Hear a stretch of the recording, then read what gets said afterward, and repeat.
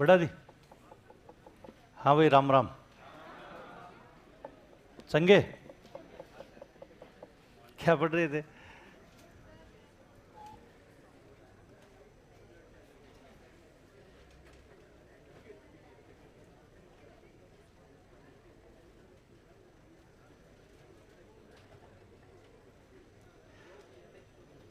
नर्मदा नहर परियोजना पढ़ी थी, है ना?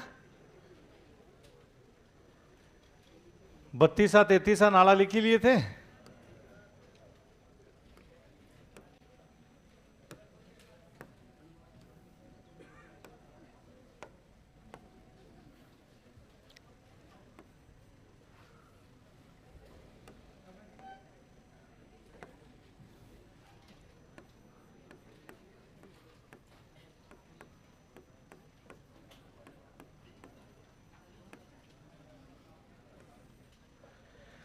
अगला जैसे पांचना बांध परियोजना,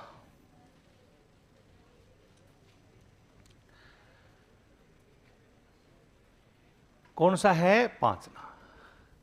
नाम ही 5 से शुरू हो रहा है ना, तो क्या हो गया? पांचना। यही ये करौली के गुड़ला गांव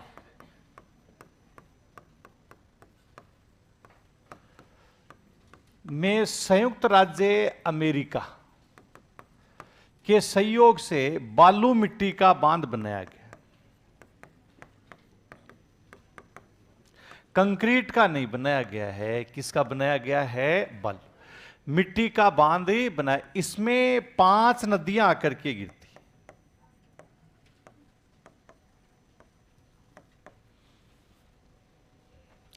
यानी जिसमें अट्टा,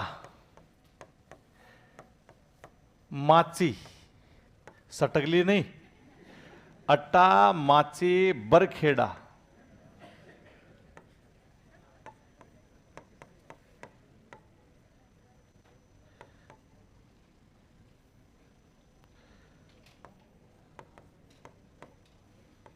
बेसावट,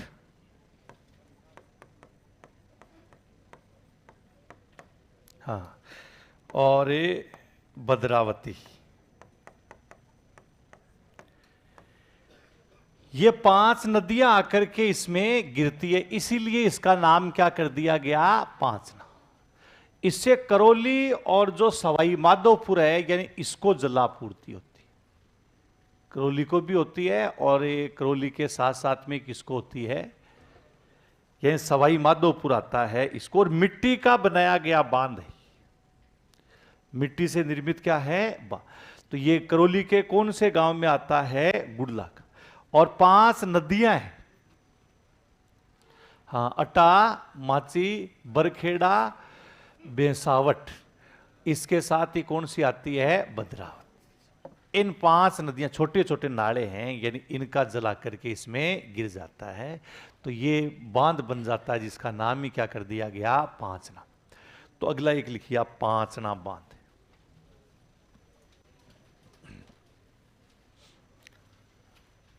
पांचना बांध लिखो। करौली के गुड़ला गांव,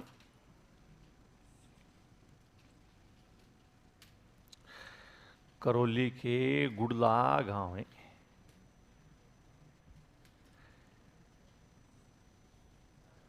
में संयुक्त राज्य अमेरिका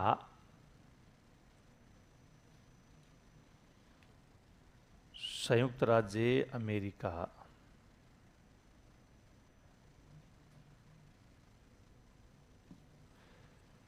के सहयोग से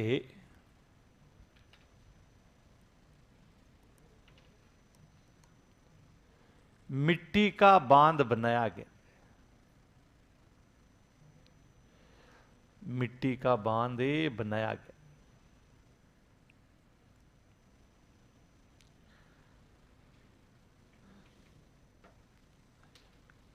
इस बांध में 5 नदियां आकर मिलती है।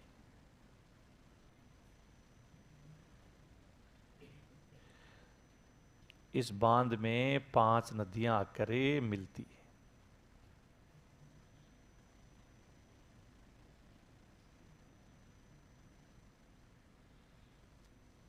पांचों के नाम लिखो। अट्टा माची, अट्टा माची, बरखेड़ा बेसावट,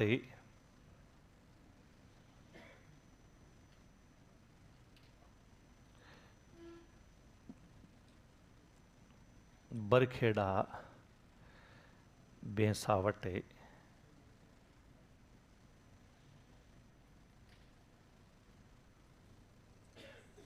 और भद्रावती। इस परियोजना से करौली और सवाई माधोपुर है, यानी इसको जलापुर। तो लिखो इस परियोजना से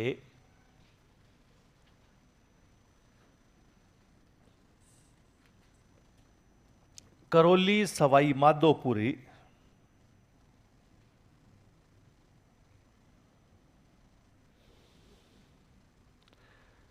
करौली सवाई माधोपुर को जलापूर्ति होती है।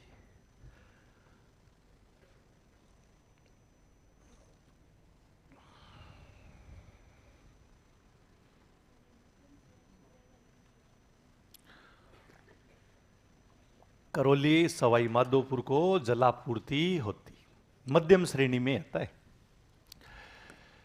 तो करौली सवाई माधोपुर है, यही इसको क्या होती है, जलापूर्ति। पांचना के बाद एक आती है जो बहुप्रतीक्षित परियोजना है, बड़ी परियोजना बनेगी। अभी आपको मैंने बताया है, कागजों में है काफी सालों से, निकलनी तो चाहिए है। कौन सी? पूर्वी राजस्थान नहर परियोजना, eastern Rajasthan canal project, ERACP। हाँ, कि पूर्वी राजस्थान नहर परियोजना है, जिसको ERCP है इसके नाम से जान। ERCP पूर्वी राजस्थान नहर परियोजना है। सबसे पहले यानी जो पूर्वी राजस्थान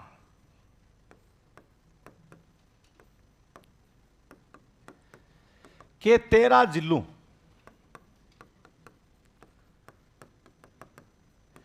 में जलापूर्ति के लिए ERCP परियोजना बनाई, जिसमें कोटा, बूंदी, बारा, झालावाड़, टोंक, सवाई माधोपुर, करौली, धौलपुर, अलवर, जयपुर, दौसा, अजमेर, ये 13 जिले आते हैं। इन 13 जिलों में जलापूर्ति के लिए कौन सी परियोजना बनाई गई है? ERCP, जिसमें यानी जो चंबल की सहायक नदियां आती है, काली सिंध, चंबल की सहायक काली सिंध, पार्वती और कुन्नू का सरप्लस वाटर, मतलब बरसात में जो बाढ़ की स्थिति बनी रहती है, सरप्लस वाटर के, जिसको अधिशेष जल कह सकते हो। हाँ, ये अधिशेष जल है, यानी वो कौन सी नहर में छोड़ा जाएगा? पूर्वी राजस्थान नहर परियोजना है, यानी इसमें इसको छोड़ा जाएगा। और जब इससे छोड़ेंगे तो पूर्वी, वैसे देखा जाए तो पूर्वी राजस्थान कृषि से की दृष्टि से संपन्न है, लेकिन वहां ज्यादातर जो सिंचाई होती है वो कुएं और नलकूपों से होती है, कुओं से होती है या नल। कोई बड़ी नहर परियोजना नहीं है। उदाहरण के रूप में अपन देखें तो मुख्य रूप से कि चंबल घाटी परियोजना के अलावा कोई बड़ी क्या नहीं है, यानी यहां पर परियोजना नहीं। तो ये परियोजना अगर बनती है तो 13 जिलों को क्या होगा? पेयजल की आपूर्ति भी होगी, सिंचाई भी होगी, और सबसे बड़ी बात उद्योगों को भी क्या होगी? जलापूर्ति। मतलब 2.8 लाख हेक्टेयर जो भाग है, इस पर इससे क्या होने वाली है? सिंचाई। 13 जिले पूर्वी राजस्थान के हैं, तो दिल्ली मुंबई आर्थिक कॉरिडोर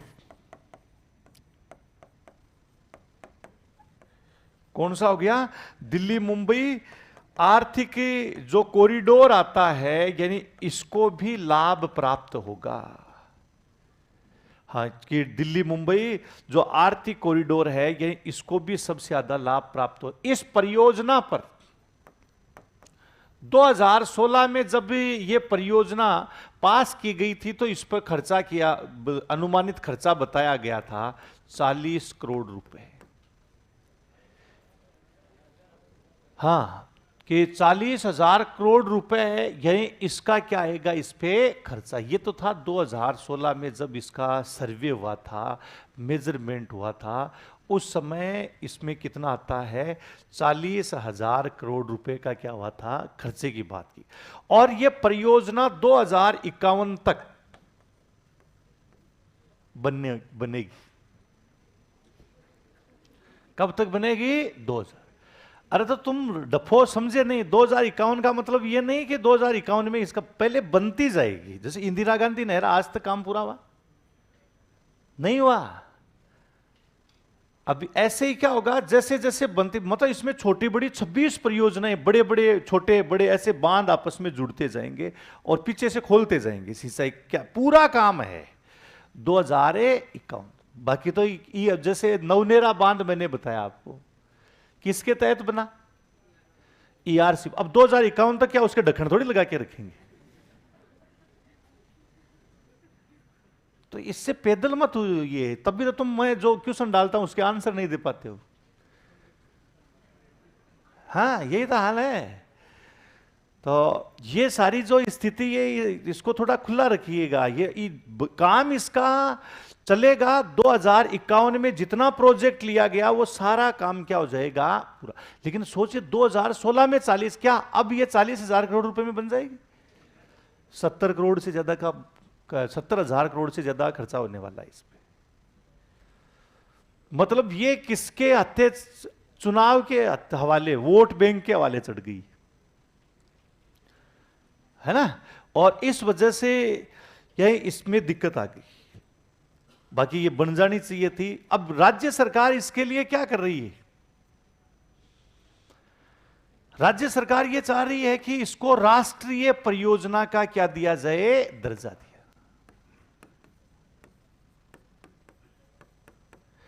कि राष्ट्रीय परियोजना का क्या मिलना चाहिए इसको, दर्जा। राष्ट्रीय परियोजना का दर्जा मिलता है तो उस स्थिति में 90% जो खर्चा वो केंद्र सरकार के द्वारा किया जाता है। 90% किसका? और राज्य सरकार है उसके द्वारा कितना प्रतिशत खर्चा किया जाता है? 10%। कि 10% खर्चा क्या है, यही राज्य सरकार है इसके तहत। तो ये जिससे क्या है कि पूर्वी राजस्थान के जो लोग हैं यानी उनको अच्छी संपन्नता मिल सकती है। अब तुम सोच रहे कि हमें क्या मतलब, वो तो पूर्वी राजस्थान वाले हैं। फायदा होगा उससे, पूरे राजस्थान को फायदा होता है। लोगों को क्या मिलता है? रोजगार मिलता है। वहां पर अधिक फसलों का क्या होता है? उत्पादन होता है। आज जैसे गंगानगर हनुमानगढ़ है, यानी इसमें जब कृषि संपन्नता आई तो पूरे राजस्थान को फायदा हुआ। नहीं पहले बाजरे की रोटी खाया करते थे, सुबह शाम दोपहर वही थी। कोई मेहमान आता था ना तब गेहूं की रोटी बनाया करते थे, तो वो देखते रहते थे चला पूरी नहीं खा जाएगी। और ऐसे ऐसे मेहमान आते पूरी खा भी जाया करते थे, पिट्ठू टाइप के हुआ करते थे। मजाक नहीं है। हाँ, और जब से अपन इसमें इन्वॉल्व हुए तो आराम से बाजरे की रोटी तो ओकेजनली होगी। बस पुराने लोग हैं वही खा रहे हैं, तुम्हारी तो कब्जी हो जाती। तो पूरा फायदा होता है इससे, बहुत बेनिफिट वाली है। लेकिन अब इसके तहत राज्य सरकार नवनेरा वगैरह कई सारे जो प्रोजेक्ट्स हैं ये बना, तो राष्ट्रीय परियोजना का दर्जा इसको मिलेगा तो निश्चित रूप से पश्चिमी राजस्थान में कई सारी नदियां हैं, इन्हीं को जोड़ दिया जाएगा। तो बहुत, हमारे जैसे बरसात में भी नदियां है बहती है, तो ये जैसे नदियां बह रही, तो इनके भी अगर जल का सही तरीके से संचय हो जाए तो राजस्थान में कोई कमी नहीं है संसाधनों की। अच्छे से क्या है यानी संसाधन बन सकते हैं, बहुत बढ़िया तरीके से हो सकते हैं। जैसे आपको मैंने जोजड़ी नदी प्रदूषित नदी है, जोधपुर से बहती है, जल संसाधन मंत्री रहे हैं गजेंद्र सिंह जी, लेकिन कुछ नहीं कर पाए उसके प्रति। जबकि इतना जोधपुर को तो चारों तरफ से जलप्लावित कर सकते थे, कर सकते थे या नहीं कर सकते थे, लेकिन नहीं, ये करना नहीं था उनको। अब जनता जनार्दन के हाथ में है फैसला, तो ये सारा उसी के है। तो वो तो अब धीरे धीरे लोग समझने लग गए। पहले तो क्या होता था, एक चीज से बंधे हुए होते थे, तुम अब बंधे हुए थोड़ी हो, तुम्हारी मर्जी से करते हो तुम तो।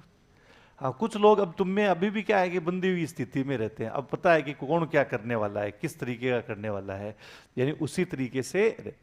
तो ये बहुत ही महत्वपूर्ण जो परियोजना अपन कह सकते हैं कि ERCP है, यानी इससे 13 जिलों को क्या होगा, लाभ होगा, व्यवसाय बढ़ेगा, उत्पादन क्षमता है, यानी इसमें क्या होगी, बढ़ोतरी। तो इस परियोजना को, जैसे पोलावरम परियोजना है, कालेश्वरम लिफ्ट परियोजना दक्षिणी भारत की परियोजना 2015 में उनको घोषित किया, 2019 में बन गई, जिसमें गोदावरी जैसी नदियों का पानी लिफ्ट करवाया गया। लिफ्ट करवाया गया, अपने तो ये सिंपल रूप में बननी है, उनका तो जल लिफ्ट करवाया गया, 4-4 साल में बन गई। क्योंकि उनको कौन सी परियोजना का दर्जा मिल गया था, राष्ट्रीय परियोजना। हमारे यहां राष्ट्रीय परियोजना सीएम साहब पूरे टाइम ERCP घटते रहे, वही तो बात है ना। हाँ, तब भी तो वो कोसते रहे जल संसाधन मंत्री जी को, भाई ये यहाँ का क्या है कि मंत्री है, जल संसाधन मंत्री है। उधर से क्या है कि राजेंद्र सिंह जी ने बयान दे दिया कि बस, हाँ इन्होंने दे दिया गजेंद्र सिंह जी ने कि राजेंद्र सिंह जी को वोट दे दो कि मैं ERCP बना दूंगा।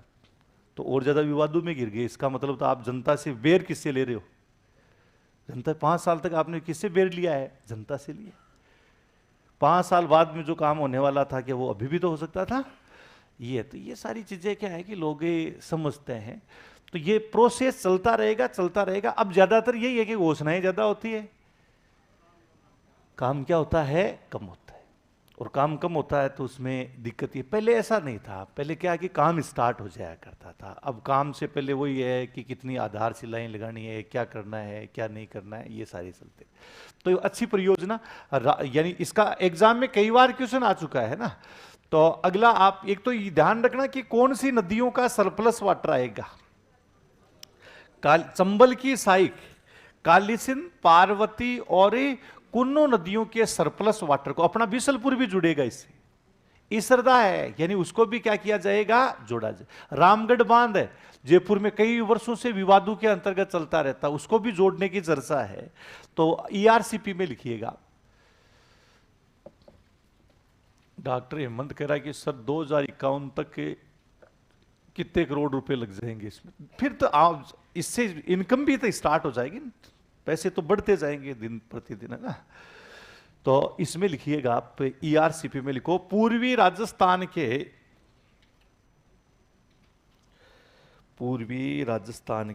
13 जिलों,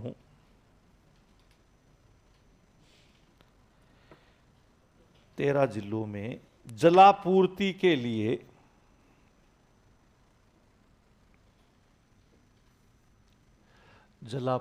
के लिए पूर्वी राजस्थान नहर परियोजना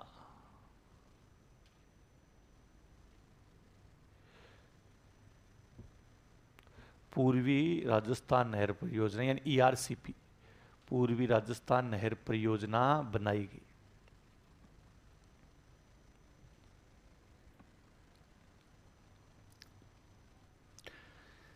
तेरह जिले लिख लो, कोटा, बूंदी, बारा,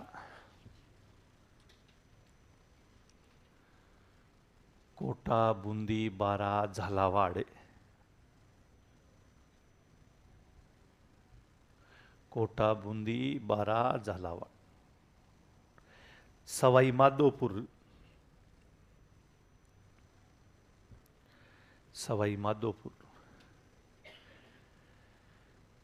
करौली, धौलपुरी,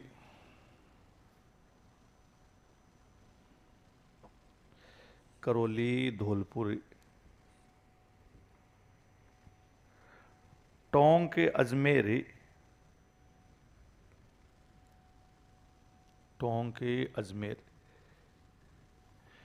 जयपुर दौसा,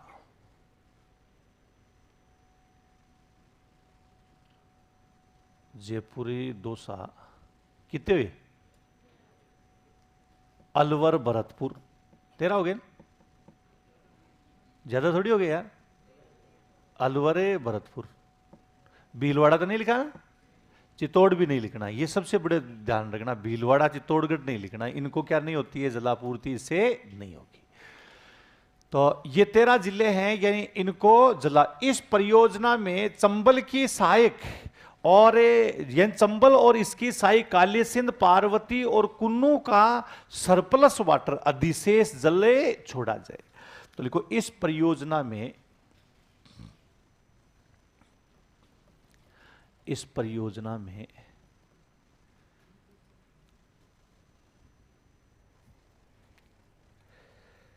चंबल और इसकी सहायक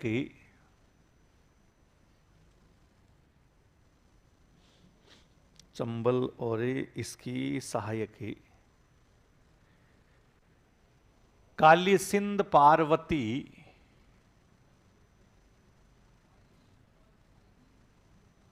काली सिंध, पार्वती और कुन्नू नदियों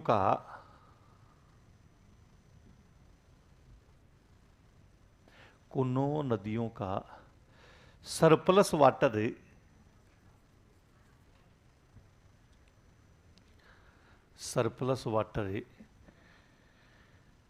छोड़ा जाएगा। सरप्लस वाटर छोड़ा जाएगा। इससे राज्य के 2.8 लाख हेक्टेयर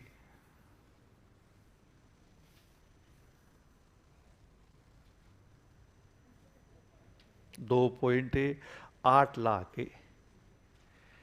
हेक्टेयर भूमि पर सिंचाई होगी।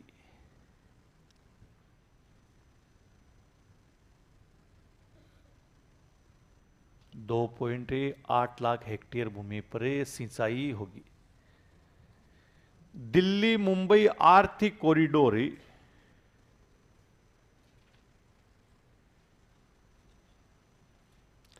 दिल्ली मुंबई आर्थिक कॉरिडोर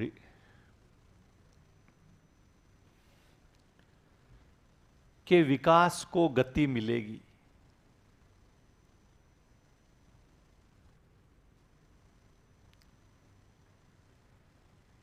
दिल्ली मुंबई आर्थिक कॉरिडोर के विकास को गति मिलेगी।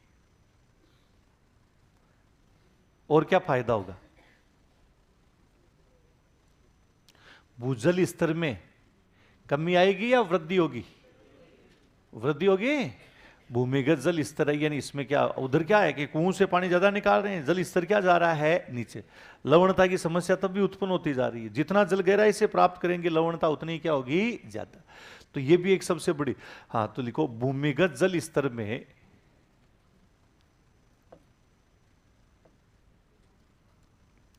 भूमिगत जल स्तर में वृद्धि होगी।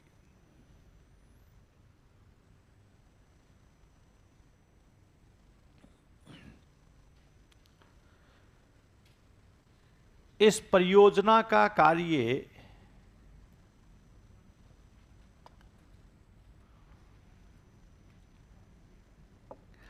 इस परियोजना का कार्य 2051 तक पूर्ण होगा।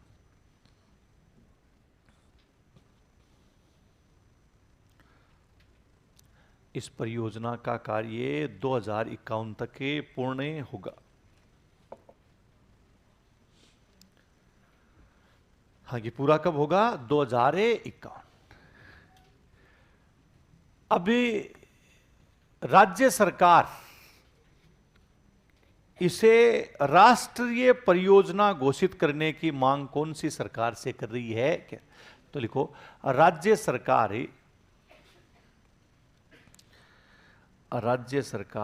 इसे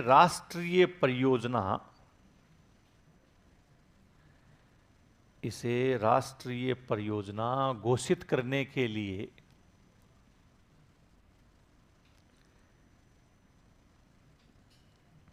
केंद्र सरकार से केंद्र सरकार से मांग कर रही है।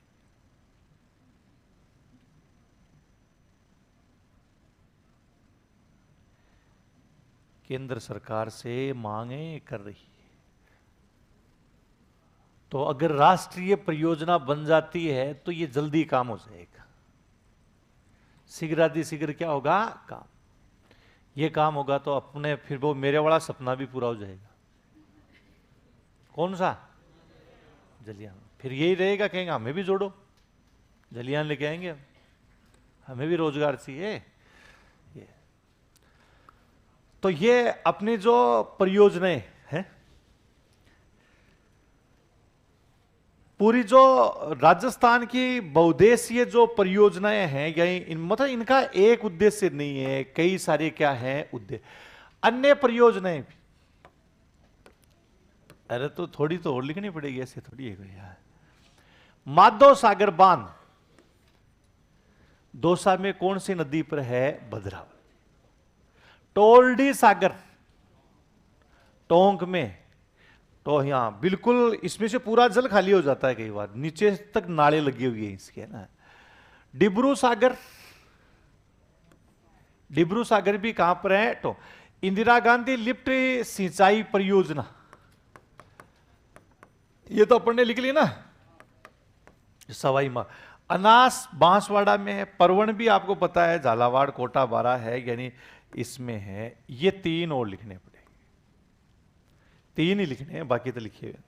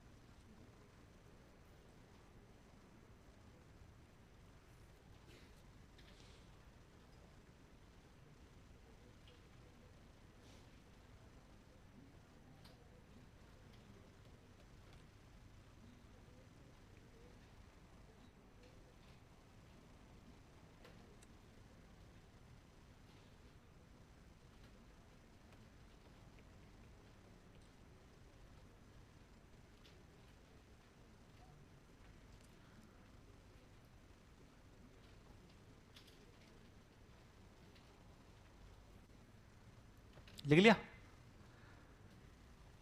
तो ये जो माधव सागर, टोरडी सागर और कौन सा हो गया? डिब्रू सागर। ये सभी जो टोंक और दौसा है, यानी यहां पर ये क्या है? परियोजना है। बहुत है। अरे मोकली है कि नहीं है? हाँ, खूब सारी हो गई होगी। पढ़ते रहो सुबह शाम दोपहर, वो थे ना। है पानी नहीं है, पानी की देख कमी है, वही था। इनमें सब में पानी आएगा तो ही अपन क्या है? निहाल हो पाएंगे। फिर एकदम से जैसे पानी फिर इस तरीके का आपस में जब जुड़ेगी ना, तो इतना साफ सुथरा पानी होगा। अभी तो अपन जैसे हिमालय में आप जाएंगे ना, नदी जहां से निकलती है उस पानी को देखें, एकदम साफ सुथरा पानी होता है। और अपन जो पानी देखते हैं उसमें अब डाल के भी अपन देखते हैं थोड़ा सा पीलापन होता है, ध्यान रखिएगा, है ना।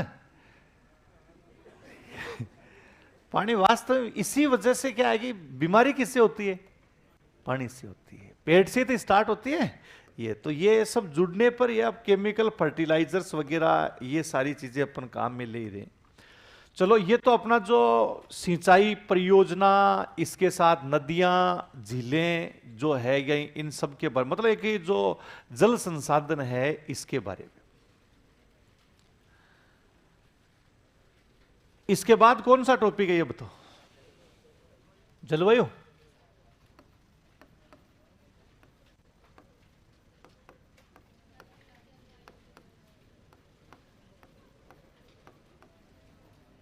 राजस्थान की जलवायु,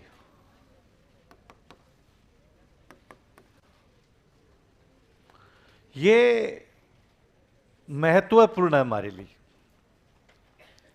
एग्जाम के लिए तो है, हर चीज को एग्जाम मतलब स्वार्थ के नजरिए से मत देखा करो, दैनिक जीवन के हिसाब से भी देखनी चाहिए। जलवायु प्राकृतिक कारक है या मानवीय कारक है? बताओ। प्राकृतिक। मतलब इस जलवायु को हम ये कह सकते हैं कि ये एक भौगोलिक कारक है?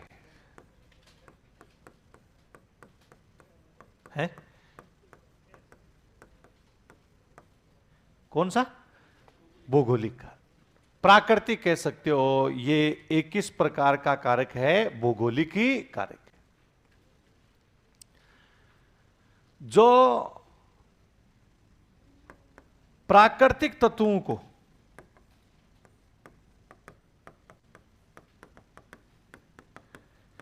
प्रभावित करने के साथ साथ, कि प्राकृतिक तत्व इनको तो प्रभावित करता ही करता है, इसके साथ साथ में किसको? आर्थिक और जनांकिकीय कारक को भी प्रभावित करता है। जनसंख्या अपन कह सकते हैं, आर्थिक और जनांकिकीय कारक को भी प्रभावित करता है। ये एक भौगोलिक कारक है सबसे बड़ी। मतलब हमें जलवायु सीमित करती है, हर जगह तक सीमित कौन करेगी? जलवायु। दूसरे प्रदेश में अपन जाते हैं तो वही बात है, उस जलवायु के अनुसार अगर अपन अनुकूल होंगे तो ही रह पाएंगे, अन्यथा अपन नहीं।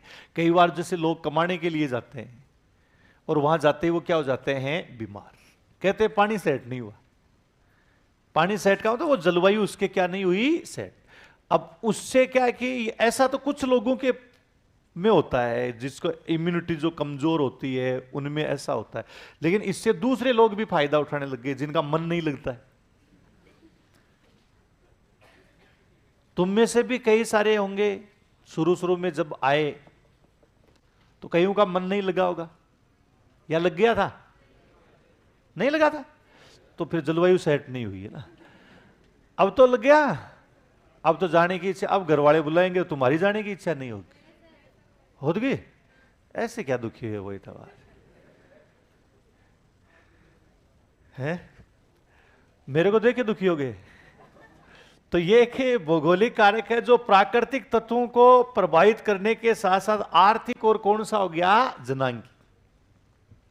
कैसे प्राकृतिक कारक कैसे है? जैसे सबसे पहले हमारा थार का मरुस्थल है, इसमें जिस प्रकार की वनस्पति है, क्या इसी प्रकार की वनस्पति आपको पूर्वी राजस्थान में मिलेगी? जैसी उत्तरी राजस्थान में, क्या उस तरह की दक्षिण में मिलेगी? इसके पीछे कारण क्या है? जलवायु। प्राकृतिक जिस तरह के हमारे जानवर हैं, ये भी देखिए आप, उस तरह के क्या दक्षिण में मिलेंगे? क्या आपको जम्मू कश्मीर में आप जाएंगे अलग तरह के मिलेंगे। इसका मतलब जलवायु ने हमें प्रभावित, जैसे हमारा रंग रूप है यानी उस प्रकार का आपको साउथ में नहीं मिलने वाला।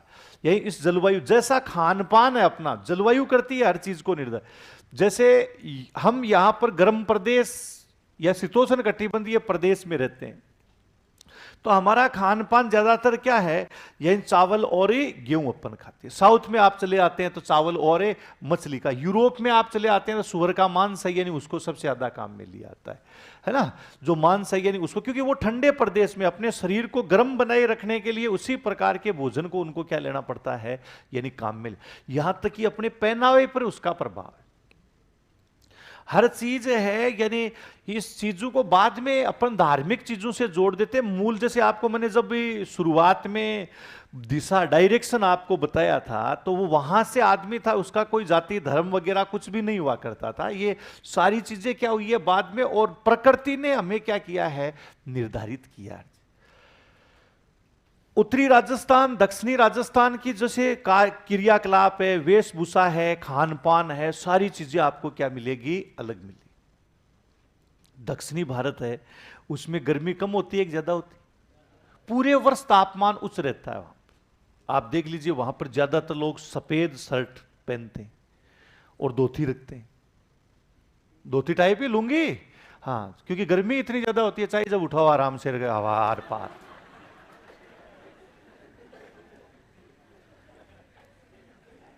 रहता है वास्ट। आप चलो ऐसे नहीं देखते, जो नेता है उनको देख लीजिए आप। नेताओं को तो देखते रहते हो। हाँ, तो उनको देखना, जब भी वो सफेद कुर्ता होता है और नीचे वो धोती लेती। इस समय बहुत सारे आएंगे, कई जैसे साउथ के जो नेता प्रचार प्रसार है यानी उसमें आते रहेंगे, तो कई बार टीवी वगैरह उसे। चलो इसके अलावा जैसे पूर्वोत्तर भारत है, नॉर्थ ईस्ट 7 सिस्टर वाले राज्य, असम, मेघालय, मिजोरम, मणिपुर की बात करते हैं, बरसात बहुत ज्यादा होती है उधर। चलते ही क्या होती रहती है, बरसात। तो वो उसी प्रकार के कपड़े पहनेंगे, खुले कपड़े भी पहनेंगे, क्योंकि बरसात चलते ही उनको तो पानी में चलना पड़ता है। तो चाहे जब अपने वाली पेंट, अपने के पेंट इतनी टाइट अपने इसलिए पहनते हैं, बरसात होती नहीं है, होती है तो इतनी होती है, बस इतना सा करके चल रहा है, चल जाता है इतने से। अरे इतनी तो होती है, वो भी कभी कभार मौका देखने को मिलता है। वहां बरसात इतनी ज्यादा हो जाती है, इसलिए जो महिला पुरुष लगभग वो सेम तरह के कपड़े पहनते, उठाया आराम से, रो ये लो जी चलो आराम से पानी से निकलो।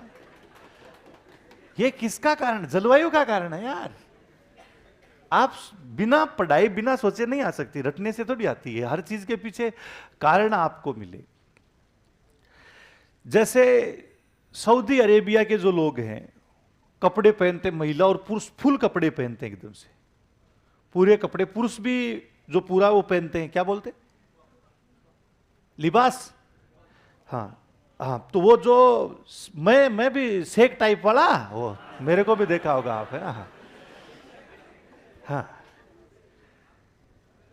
नहीं उसमें तो कोई मेरे पीछे ही पड़ गया था, कई तरह कट्टर के लोग होते हैं कि ये ऐसा कैसे, ये मेरी मर्जी चाहिए जैसे पहन, तू ऐसा कैसे कर सकता, मेरी मर्जी हो, मेरे को ठोकने के लिए तैयार हो गया। मुझे देखा हुआ है, मेरे को सारा ज्ञान है, मेरे को तू तो है, मेरे को ये यूनिवर्सिटी से पढ़ गया है, ऐसी फर्जी यूनिवर्सिटी से, मैं असली से पढ़ा हूँ, तेरे ज्ञान कितना है मेरे को ये बता। हो जाते हैं कई लोग ऐसे बिना पैदल होते हैं दिमाग से, वो उसको ऐसा साइलेंट किया, वो खुद कह दिया मेरे को भी पहना दोगे। हाँ, तो वही तो मैं यार, ज्ञान दे रहा है फालतू की। कैसे उसको फिर बताओ, ये कहां से आया, कैसे आया आपको, इसकी एक्चुअल स्थिति जलवायु है। जलवायु अरब कंट्रीज है, इसमें बहुत तेज धूल भरी आंधियां चलती, तेज धूल भरी आंधियां चलती है सबसे ज्यादा। तापमान भी क्या रहता है, सबसे ज्यादा, और तापमान के साथ साथ में पानी की उधर कमी है, दोनों स्थितियां है। तो अपने शरीर को बचाने के लिए, उस धूल भरी आंधी और तापमान से बचाने के लिए वो पूरा कपड़ा पहना जाता है, और उसमें सिर वगैरह सारी चीजों को ढकाता। वहीं से महिलाओं के साथ में हुआ, बाद में इसको धर्म से जोड़ दिया गया लोगों ने। केवल महिलाओं की आंखें आंखें खुली रहती है, जो लिबास या जो जैसा भी होता है उसमें केवल ये इतनी सी आंखें, जिससे क्या है कि आंखों से वो देख सके और बाकी धूल से अपने शरीर को क्या कर सके, बचा सके। वहां से ये सारी चीज, उस आंधी से और तापमान से, फिर उसमें भी काला कपड़ा ही ज्यादा, क्यों महिलाएं काम ज्यादा करती है। वो कारण क्या है, पानी की क्या है, कमी। हालांकि गर्म तो करता है वो, लेकिन पानी की कमी है, उसमें क्या है, मेल वगैरह नहीं दिखता है। आपको ध्यान रखना चाहिए, अपनी जो स्कूल ड्रेस रखी जाती है, स्कूल ड्रेस जो गवर्नमेंट के द्वारा रखी जाती है, उसमें विशेष रूप से क्लाइमेट को ध्यान में रख के रखी जाती है। कपड़े का कलर कैसे होना चाहिए, कितने, मतलब पानी का दुरुपयोग ज्यादा तो नहीं होगा, सदुपयोग किस प्रकार का होगा, ये सारी चीजें उसमें। एक समय हमारे खाकी पैंट और सफेद शर्ट हुआ करता था स्कूल ड्रेसों में, खाकी पैंट और कौन सा होता था, उस सफेद को हटाने के पीछे यही कारण था, पानी की कमी थी। बहुत जल्दी क्या होता था, गंदा होता था। ये सारा क्या है, उसके पीछे लॉजिक रखा गया था। ये ऐसे ही फिर वहां पर ये जैसे पूरा उस आंधियों से बचाने के लिए, यूरोप का भी आपको बताऊं। दूसरा क्या हुआ कि वहां पर जैसे पुरुष है, आप देखते हैं कि मूंछ नहीं रखते, दाढ़ी दाढ़ी रखते हैं। अब तो आज तो इसको धर्म विषय से जोड़ दिया। मूल लॉजिक वहां पर क्या था, धूल भरी, पुरुष को बाहर काम करना, महिला को क्या करना होता है, अंदर काम करना है। काम करते धूल भरी क्या चलती है, आंधी, पानी की कमी है, मजदूर वर्ग है, जो भी और सारे जितने भी वर्ग के लोग हैं काम करते हैं, तो दिक्कत ये आती थी। तो उससे कि ये कल्चर ज्योग्राफी में आता है, जब कल्चर ज्योग्राफी अपन पढ़ते हैं यानी सांस्कृतिक भूगोल पढ़ते हैं, उनमें सारी चीजें आती है। तो काम करेगा तो मूंछ है यानी उसमें धूल फंस जाती है, फिर खाया खाना खाना खाएंगे चलो तो धूल के दाने आएंगे कि नहीं आएंगे। इसलिए कि यार हर दिन कौन दाढ़ी बनाएगा, तो सीधा सा उपाय है कि या ऊपर से उड़ा दो, बाकी दाढ़ी बढ़ी रही, प्रॉब्लम क्या होगी, खत्म। खाना आराम से खाओ, कोई प्रॉब्लम नहीं है, पानी भी बच गया, समय भी बच गया, दोनों चीजें, और क्रियाकलाप भी किसी प्रकार से क्या नहीं हुआ, बाधित नहीं। फिर उसको विशेष वर्ग के लोगों ने क्या धर्म विशेष में इसको क्या कर दिया, जोड़ दिया। ये वहां से आई हुई चीज। यूरोपीय जो लोग हैं हमेशा सुटेड उटेड रहते हैं, कितना ही उम्र दराज का, क्योंकि ठंडी हवाएं बहुत ज्यादा चलती है, और पैंट शर्ट और इसके साथ में टाई रखते हैं और एकदम कड़क रहते हैं, जिससे बिल्कुल ठंडी हवा अंदर ही क्या नहीं कर सके, प्रवेश ही नहीं कर सके। तो हर के पीछे, खान पान के पीछे, अपने देख लीजिए ना, अपने राजस्थान का कोई भी गायक जो इंडियन आइडल में गया है, कोई भी नाम बताओ। सवाई सिंह, नाम सुना है सवाई सिंह ने सभी का, और अपने मरुस्थल से ही है, नागौर के आसपास, और आपके जैसलमेर से भी तो गए, कई नाम भूल गया मैं, स्वरूप खान गए ना ये। और दूसरा आइडल, अब अपनी ये है विशेषता, यहां पर गला थोड़ा सा शुष्क टाइप का होता, जब वो गाते हैं गाना, ये जलवायु के पीछे कारण है। और एक गाता अरिजीत सिंह गाना, उत्तराखंड जैसे नोटियाल है, हाँ जो भी नोटियाल, वो गाना गाते हैं, एक अपने यहां राजस्थान के गाते हैं। दोनों की क्या धुन, आवाज निकालने का तरीका क्या एक ही है, इनमें जोर कौन सा करता है, हाँ जब जोर से कौन सा गाता है, गले का जोर कौन सा आदमी लगाता है, बताओ, राजस्थानी लगाते हैं या अरिजीत सिंह लगा रहा है अब, क्योंकि अपन शुष्क जलवायु में आते हैं, अपने जो गला तभी खुलता है अपना एकदम से, पूरा जोर के साथ में क्या होता है, और वो एकदम से स्लो मोशन में गाते हैं। वो क्या है, उसी सम और नम जो जलवायु प्रदेश है, यानी उसी से क्या है संबंधित। अपने यहां पर जब लोग बोलते हैं तो भी बहुत ज्यादा क्या बोलते हैं, जोर से बोलते, आवाज, कई कई तो फोन पे बात करते हैं, मैं कहता हूं फोन पे क्यों कर रहा था, ऐसे ही सुन गई होगी अगले को।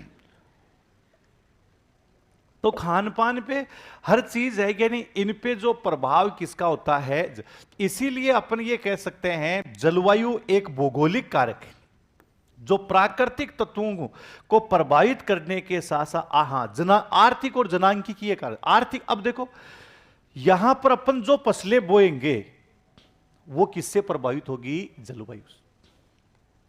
जैसे बाजरा अपन बोते हैं, गंवार है, मोट है, मूंगफली है, ये अपन बोते हैं। यहां पर अगर अपने को दूसरी कृषि करनी है तो जलवायु में बदलाव करना, ग्रीन हाउस या पॉलीफार्म लगाएंगे, डायरेक्ट अगर अपन बोना चाहेंगे तो यहां पर चावल की खेती हो जाएगी, बोलो क्यों नहीं होगी, उसके अनुकूल क्या नहीं है, जलवायु नहीं। तो वो कौन से कारक, यहां पर अपन जैसे जैसलमेर है, जोधपुर है, बाड़मेर का जो ये क्षेत्र आता है, यहां पर पशुपालन देखिए क्या पाले जाते हैं, गाय, बकरियां, भेड़, ऊंट, यही पाले जाते हैं। दूसरे यहां पर भैंस नहीं पाली जाती, भैंस पाली जाती है तो देखिए उसकी कितनी रक्षा, कितने लोगों के घर पे भैंस है, जो इधर के रहने वाले हैं जिनके घर पे भैंस है, अब देखो डाउन हो गया आधे। गाय कितने लोगों के, लगभग अधिकांश लोग हैं, यानी उनके क्या है, गाय है ना, कारण है वो इसके अनुकूल है, इसमें भैंस नहीं रह सकती क्योंकि तापमान को वो सहन नहीं कर सकती। जैसे ही तापमान ज्यादा हुआ तो उसके बाद पूरी हिलना शुरू, जीभ बाहर निकाल देगी, पंखे से काम ही नहीं चलेगा, कूलर एसी लगानी पड़ेगी, तब वो रह पाएगी, पता नहीं कब उसका सांस निकल गया। जबकि उधर आप अलवर बेल्ट, जयपुर बेल्ट, उसमें चले जाइए, आपको क्या मिलेगी, भैंस। गाय ऐसी चीज है जो कहीं भी रह सकती, वातावरण के अनुसार क्या है। ये कौन सा कारक है, आर्थिक कारक। कौन सा कारक हो गया, यानी आर्थिकी कारक। इधर अपन भेड़ बकरियां, क्योंकि भेड़ बकरियों के लिए क्या हो, विस्तृत क्षेत्र की क्या होती है, जरूरत होती है। पूर्वी राजस्थान में आप भेड़ पाल तो ली, लेकिन घुमाओगे कहां, वहां पर आपस में लट बजाते हैं, एक दूसरे के खेत में नहीं घुसने देते हैं। भेड़ चल रही है उसके खेत में, पहले मेरे वाले में नहीं है, आओ उधर, अरे भाई तेरे वाले में घुसी नहीं, घुसी नहीं है, पहले ही तो चिल्ला रहा है, पहले से चिल्लाना शुरू कर देगा। अगर तुम में से है, वास्तव में बता रहा हूं, मैं हर जगह घूमता रहता हूं, सब जगह ये पहले से ही चलना शुरू हो जाते हैं। और कई कई तो ऐसे होते हैं लट लेकर के तैयार हो जाते हैं। अरे भाई घुस ही नहीं है, और जानवर है, घुस गया तो घुस गया है, क्या है, लेकिन क्योंकि जगह ही नहीं, एक्चुअल स्थिति क्या नहीं है, जगह। हर चीज जलवायु से जुड़ी हुई है। किसी भी चीज को अपन देखेंगे, यही जो जलवायु है, ऐसी कोई चीज ही नहीं। अभी ये कपड़े पहने हैं, सर्दियों में अपन क्या है, अलग तरह के कपड़े पहने। गर्मी हम कितनी भी सहन कर सकते हैं, लेकिन सर्दी नहीं सहन कर सकते, थोड़ी सी ऐसी ज्यादा होते ही लगे। सही है कि नहीं है? हाँ, थोड़ी सी क्या है सर्दी में, नहीं यहाँ कई कईयों को तो देखा था, वो इतनी गर्मी पड़ रही थी तो भी स्वेटर पहन के ही आ रहे थे। अरे हमको गर्मी पड़ने लगी, कईयों को तो मैं बताता था गर्मी पड़ने लगी, खोल दे अब तो इसको, तब जाकर के। अभी पीछे सर्दी गई थी ना, जबकि सर्दी कितने दिन हुई, मुश्किल से 5-4 दिन मुश्किल से सर्दी हुई थी। लेकिन कहा है अब की बार तो बहुत बड़ी है। अरे वो नहीं पड़ी, कह नहीं नहीं बहुत बड़ी है, क्या वो थे ना। तो ये जैसा क्लाइमेट होता है उसके अकॉर्डिंग ही अपने को क्या है, पर्वतीय क्षेत्रों के जो लोग होते हैं उनको सर्दी लगती नहीं, क्योंकि वो हर दिन ही ठंड में रहते हैं। ऊंचाई पर तापमान क्या होता है, कम होता है, जो आगे अपन पढ़ेंगे प्रभावित करने वाला। मतलब इतनी ठंड में वो मोटरसाइकिल लेकर के बिना ग्लव्स के चलते हैं, थोड़ा सा चेहरे में लालिमा आती है और बाकी और कोई उनके फर्क ही नहीं पड़ता है, बस ये।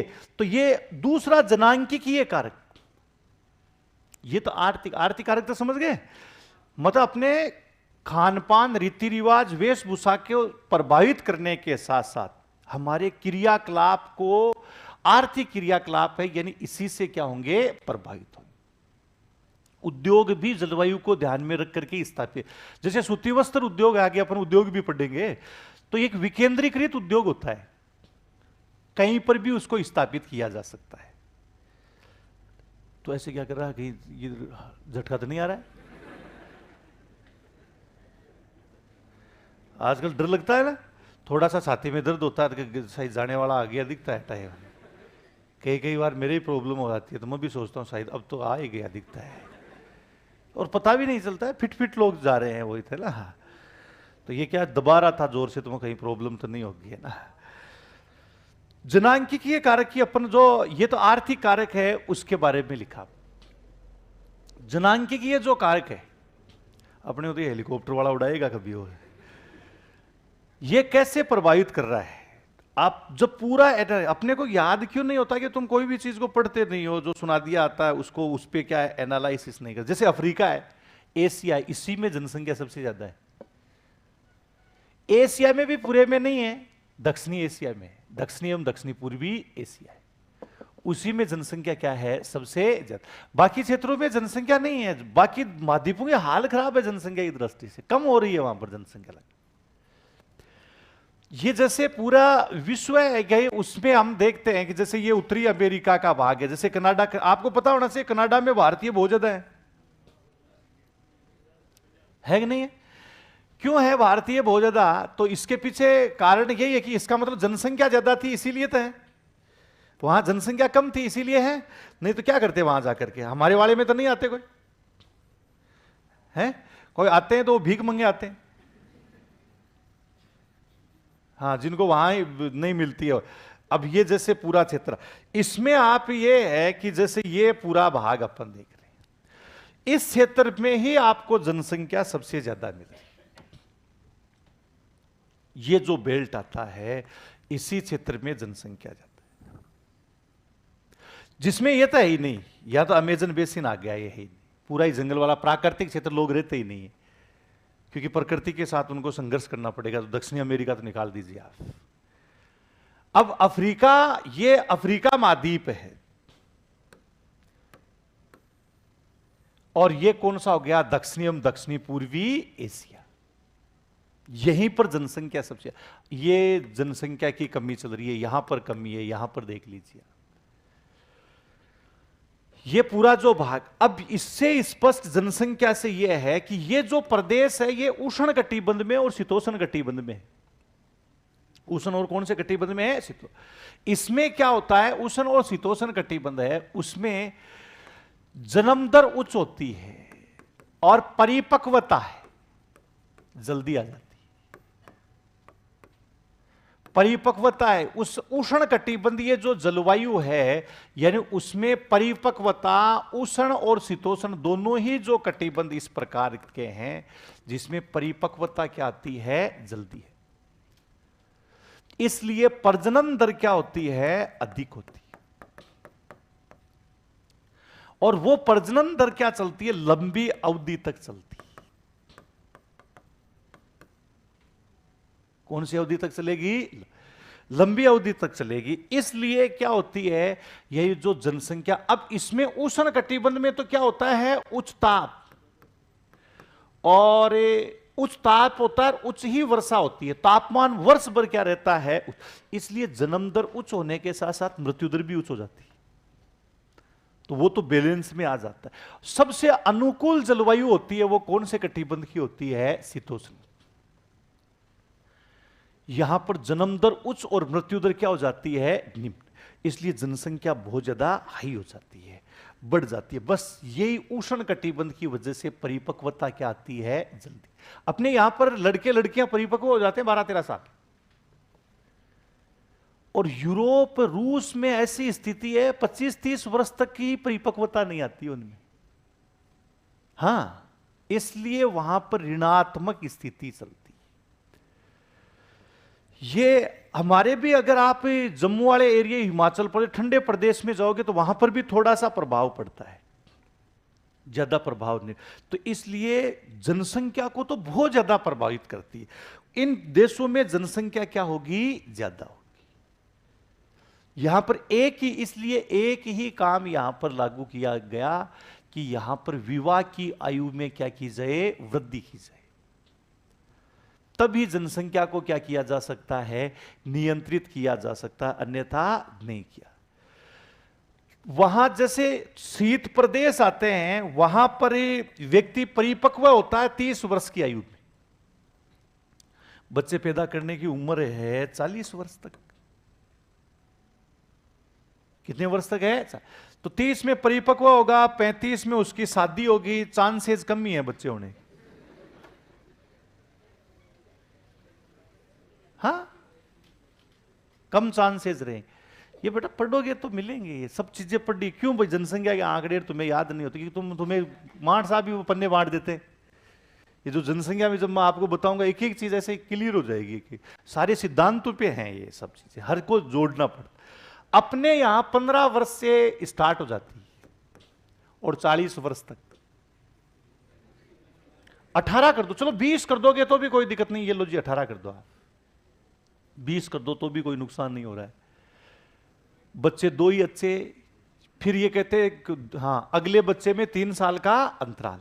अरे तो 3 साल का अंतराल करेगा तो भी कितने हो जाएंगे, सोचिए कितने होंगे, 7 हो जाएंगे, 6-7। और जिसने 30 साल की उम्र में शादी की है उसके 2 ही होंगे। कितने होंगे, 2। और वो 18 साल में हो गई ना उनके। ये अपने साथ, अब जब आप देखोगे अपने घर पे, दूसरी जगह जाने की जरूरत नहीं, अपने घर पे एनालिसिस कर लो आप। अपने पिताजी, माताजी, दादाजी, उन पे एनालिसिस, उनको विचारूंगे 10-10, 12-12 साल में शादी हो जाती थी। इसलिए बच्चे उनके ज्यादा भी थे। जब जनसंख्या में आपको बताऊं, जनसंख्या के पीछे कहीं पर भी धर्म विशेष जिम्मेदार नहीं है, कहीं पर भी। जब माल्थस का जनसंख्या सिद्धांत आपको बताऊंगा, और जो कार्ल मार्क्स का सिद्धांत है, ये आपको 3-4 सिद्धांत बताऊंगा तो पता चलेगा कि जिस दौर से हम गुजरे हुए हैं, बहुत खतरनाक जनसंख्या बढ़ाने में हमारे पूर्वज बहुत आगे रहे। उसके पीछे जनसंख्या शिक्षा भी जिम्मेदार रही है। तो ये इसलिए जनसंख्या इन प्रदेशों में आपको जनसंख्या ज्यादा मिलेगी, और इन शीत कटिबंध है यानी उसमें जनसंख्या क्या होगी। इसका मतलब प्रजनन दर कहां पर अधिक पाई जाती, उष्ण कटिबंध। कौन से कटिबंध में, उष्ण। अफ्रीका की बहुत बुरा हाल है, बहुत बच्चे पैदा होते हैं वहां पर। हाँ, अफ्रीका की सबसे ज्यादा दयनीय स्थिति। लेकिन मृत्यु दर भी क्या है, बहुत ज्यादा है वहां पर। जन्म दर भी उच्च है और मृत्यु दर भी क्या है, उच्च। गरीब महाद्वीप है ये थे ना। और हमारे भी यही स्थिति। चाइना की भी यही स्थिति है। नियंत्रित करने के लिए वही एजुकेशन वगैरह, उसी का क्या है, प्रचार प्रसार। कायरा मॉडल आता है, उस कायरा मॉडल का आपको क्या है, सहारा लेना पड़ता है। तो ये जनसंख्या है, यानी इस अब आपको जो जलवायु है, यानी जो आर्थिक और जनांकिकीय कारक को प्रभावित करती। सबसे पहले अब अगला अपन दो शब्द लिखते हैं कि एक होता है मौसम। कौन सा हो गया, मौसम। मौसम किसे कहते हैं? अल्पकालिक वायुमंडली, हां, दशाओं के योग को क्या कह दिया जाता है, मौसम कहते हैं। वेदर, सुबह से लेकर शाम तक आप देखिएगा, सुबह से शाम कई करवटें, कभी बादल हो जाते हैं, कभी ठंडी हवा चलने लग जाती है, कभी गर्म हवा चलने लग, कभी बूंदा बूंदी हो जाती, कभी बरसात हो जाती। अभी 2 दिन 3 दिन पहले बरसात हुई तो कोई वर्षा ऋतु थोड़ी आ गई थी, क्या थी, मौसमी घटना थी। इसलिए मौसम क्या होता है, यानी अल्पकालिक होता है। जबकि जैसे जलवायु दीर्घकालिक, मौसमी दशाओं के योग को,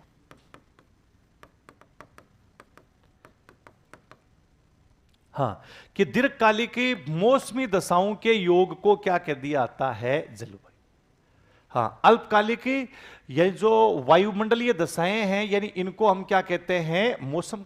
जबकि दीर्घकालिक मौसमी दशाओं के योग को क्या कहते हैं, जलवायु। जलवायु में आंशिक परिवर्तन आता है 30-35 वर्ष में, बहुत कम परिवर्तन। जैसे आज से 30-35 वर्ष पहले सर्दी गर्मी वर्षा है, ये सब की सब क्या है, समान होती थी, मतलब समय पर होती थी। आजकल अपन देख रहे हैं गर्मी की सीजन बढ़ रही है, सारी मतलब जो सीजन्स हैं उनमें क्या है, कमी या बढ़ोतरी है, यानी वो हो रही है। तो ये सब भी वजह, यानी जो परिवर्तन आ रहा है। लेकिन मौसम तो क्या होता है, अल्पकालिक, कुछ ही समय में, 5 मिनट में, 2 मिनट में, 3 मिनट में बदल जाता है। इसीलिए कहते हैं आज मौसम बड़ा बेईमान है। कभी ये सुना के आज जलवायु बड़ी बेईमान है, सुना के नहीं। मौसम के बारे में कई बार जब बादल बादल हो जाते हैं तेज, पहले 2 दिन तेज गर्मी थी, बादल बादल हो गया, हाँ आज मौसम बड़ा शानदार है, कहा कि आज जलवायु बड़ी शानदार है। नहीं, क्योंकि जलवायु होती क्या, हर दिन है, दीर्घकालिक है। तो ये दीर्घकालिक वायुमंडलीय जो दशाएं हैं उनके योग को जलवायु, और जलवायु में 30-35 वर्ष में आंशिक परिवर्तन आता है, यानी बहुत ही कम परिवर्तन आता है, ज्यादा परिवर्तन नहीं। अब जैसे भारत की जलवायु, क्योंकि फिर अपने को राजस्थान की, कि भारत की जलवायु किस प्रकार की। जैसे भारत है, पहला जो पार्ट आपको उसमें भी मैंने बताया कि हमारा जैसे भारत है कि कितने ताप कटिबंधु में आता है, बताओ। भारत के मध्य से कौन सी रेखा गुजरती है, कर्क रेखा, यानी 23.5 डिग्री उत्तरी अक्षांश है, यही कर्क रेखा, ट्रॉपिक ऑफ कैंसर जिसको अपन लिख रहे हैं, कर्क रेखा। ये भारत, कर्क रेखा भारत को कितने भागों में विभाजित कर रही है, 2। ये तो कौन सा हो गया, उत्तरी भारत, और दूसरा कौन सा है, दक्षिणी।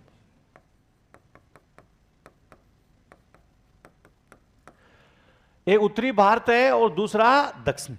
अब दोनों अलग अलग कटिबंधों में आते हैं। जो दक्षिणी भारत है, यानी वो कौन से कटिबंध में हो गया, उष्ण, और उत्तरी भारत है वो कौन से में है, शीतोष्ण।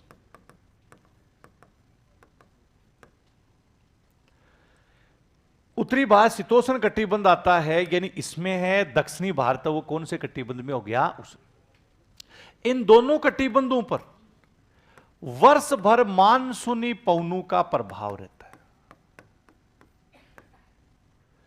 पूरे वर्ष कौन सी पवनों का, मानसून। वर्ष मानसूनी पवनें कौन सी होती है, जो वर्ष में 2 बार मार्ग बदलती। कितनी बार मार्ग बदलती है, जैसे अपने सर्दियों में और गर्मियों में सेम ही हवाएं चलती है या अलग अलग डायरेक्शन से चलती है, अलग अलग दिशाएं चलती है। हाँ, सर्दियों में अपन देखते हैं उत्तर से आती है, इसलिए अपन थोड़ा ओट में बैठते हैं ठंडी हवाओं से, और गर्मियों में अपने इस तरीके से, मतलब सर्दियों में आप देखेंगे स्थल से जल की ओर चलती, और गर्मियों में यानी जल से किस तरफ चलेगी, जो पवने वर्ष में 2 बार मार्ग बदलती है उनको कौन सी पवने कहते हैं, मान। और हमारे 2 बार मार्ग बदलती है। पूरे वर्ष भारत पर कौन सी पवनों का प्रभाव रहता है, मानसून। इसीलिए हमारे भारत की जो जलवायु है वो जलवायु भी किस प्रकार की होगी, मानसूनी जलवायु। भारत की जलवायु किस प्रकार की है, मानसून। ये अब लेकिन ये मुझे बताओ कि भारत की जलवायु तो मानसूनी है, क्या सभी जगह भारत में वर्षा समान होती, बोलो। तापमान समान होता है, वर्षा समान होती है, लेकिन सबका योग करके अपन ने कौन सी जलवायु बनाई है, मानसून। बताओ भारत में शुष्क जलवायु है या नहीं, बताओ। अर्ध शुष्क, आर्द्र, अति आर्द्र, ध्रुवीय। ध्रुवीय भी है, क्यों नहीं है, ये यहां हमेशा बर्फ जमी रहती, हमेशा क्या जमी रहती है। इसीलिए एक जलवायु वेता हुआ, उस जलवायु वेता का नाम था मार्सडेन। कोपेन नहीं, कौन सा है, इसने यह बताया कि अगर आपको विश्व की जलवायु का अध्ययन करना है तो आपको अलग अलग देशों में घूमने की जरूरत ही नहीं। आप कहां पर चले जाइए, भारत में चले जाइए, हर तरह की जलवायु मिल जाएगी आपको, शुष्क भी, अर्ध शुष्क भी, आर्द्र भी, अति आर्द्र भी, शीतार्द्र भी, ध्रुवीय भी। जिस तरह की आपको जलवायु चाहिए वो हर तरह की जो जलवायु है वो कौन से देश में आपको देखने को मिलेगी। ये बात कहने वाला व्यक्ति कौन था, यही कारण है हमारे अलग अलग प्रकार की फसलें बोई जाती है, अलग अलग प्रकार के पशु हमारे होते हैं, अलग अलग ऋतुओं में हमारे क्या होती है, बरसात होती है। भारत के किसी न किसी कोने में बरसात चालू ही रहती है, ये मान लो। अपने यहां नहीं है तो इस समय तमिलनाडु में क्या हो रही है, बरसात। जब हमारे यहां बरसात होगी तमिलनाडु में क्या नहीं होगी, बरसात ही नहीं। हर तरह की स्थिति यहां अपन देखते हैं कि जलवायु में अलग अलग प्रकार की जलवायु होने की वजह से अपने यहां पर लोग भी अलग अलग प्रकार के पाए जाते हैं। सबकी शक्ल देखो सेम है, नहीं है ना। अपन तो शक्ल देख के पता लगा लेते हैं कि ये कहां का रहने वाला आदमी, ये बंगाली है, ये बिहारी है, ये नेपाली है, ये चाइनीज आइटम है, मतलब चाइनीज।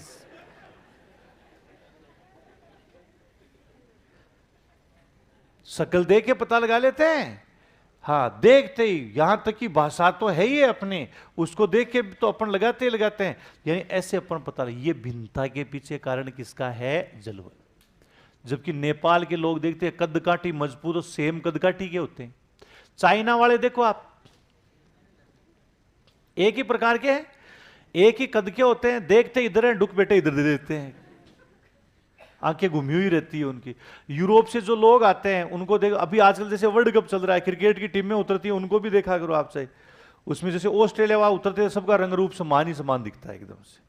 इंग्लैंड वाली टीम आती है, उसमें देख लीजिए एक समान ही कद काठी, और भारत वाली उतरेगी तो हर एक प्रकार के प्रोडक्ट पाए जाते हैं। हर जगह जलवायु सीखने के लिए बहुत कुछ है, कहीं पर भी आप क्या है सीख सकते हैं ना। तो ये जलवायु है गई, इसमें आपको ध्यान रखना है। तो पहले थोड़ा सा लिख लेते हैं, उसके बाद में आगे और बताएंगे।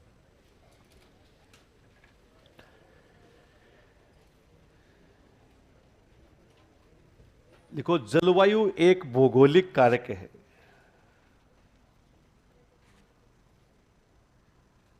जलवायु एक भौगोलिक कारक है।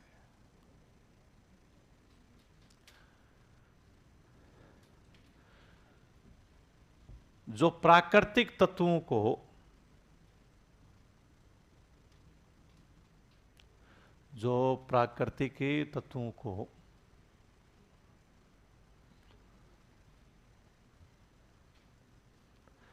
प्रभावित करने के साथ साथ, प्राकृतिक तत्वों को प्रभावित करने के साथ साथ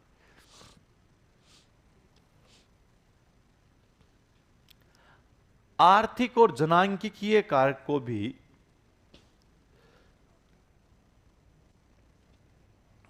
आर्थिक और जनांकिकीय कारक को भी प्रभावित करती है।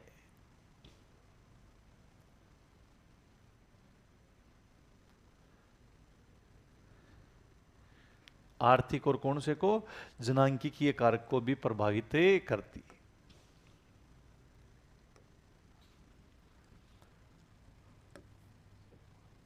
अब जैसे मौसम और जलवायु में क्या अंतर है, तो पहले लिखिएगा पे मौसम लिख।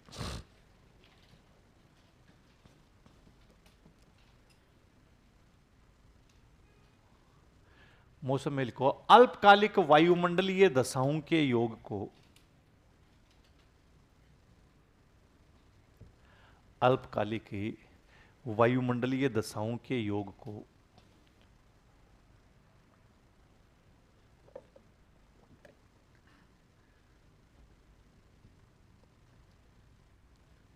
मौसम कहते हैं। मौसम में कहते हैं।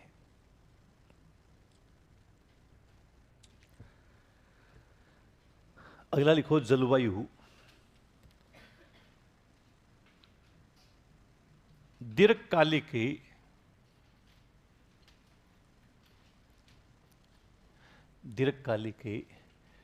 मौसमी दशाओं के योग को दीर्घकालिक मौसमी दशाओं के योग को जलवायु कहते हैं।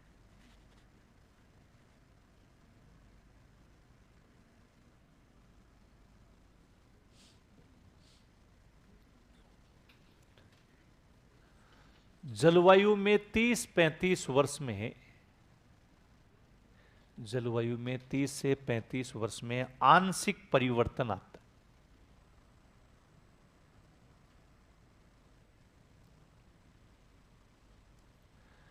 आंशिक परिवर्तन आता है।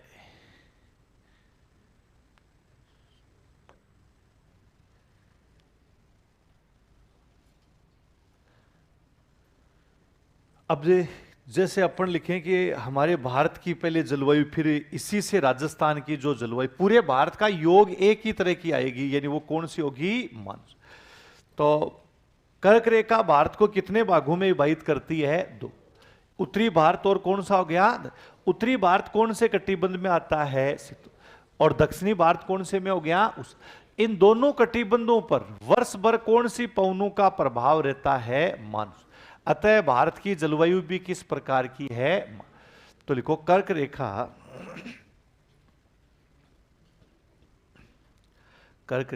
भारत को 2 भागों में विभाजित कर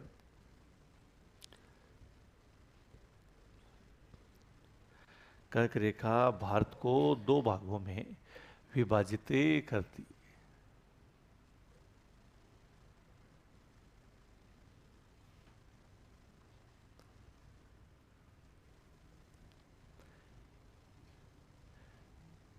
नंबर 1 लिखो उत्तरी भारत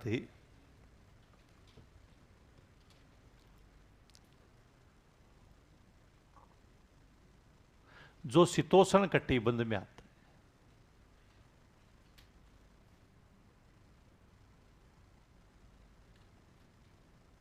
उत्तरी भारत जो शीतोष्ण कटिबंध में आता है।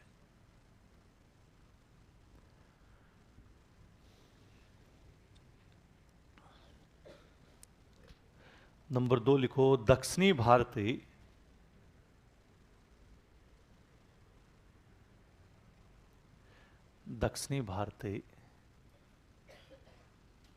जो उष्ण कटिबंध में आता है।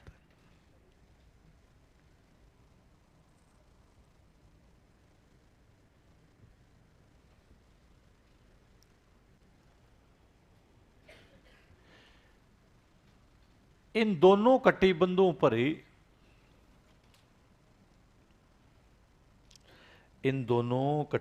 पर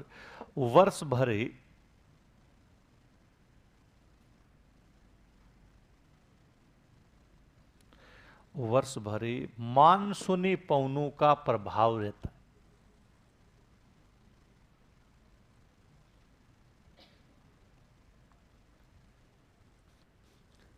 वर्ष भरे मानसूनी पवनों का प्रभाव ही रहता है।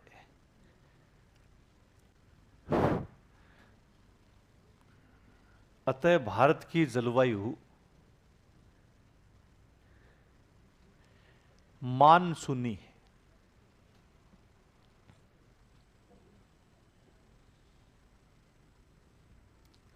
अतः भारत की जलवायु मानसूनी है।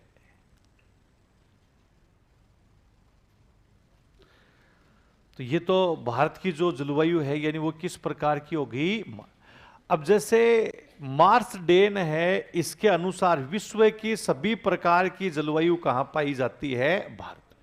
तो एक ये लाइन भी लिखो आप, मार्स डेन के अनुसार।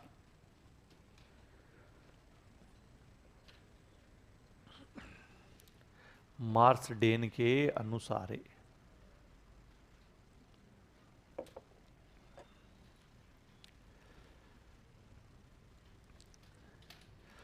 विश्व की सभी प्रकार की, मार्स डेन के अनुसार विश्व की सभी प्रकार की जलवायु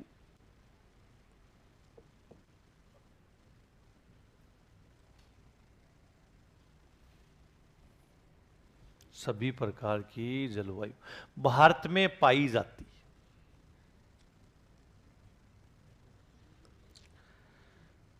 भारत में पाई जाती है।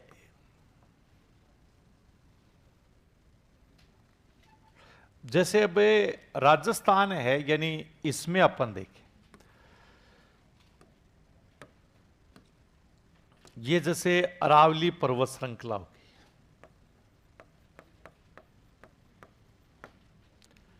राजस्थान की जलवायु किस प्रकार की है?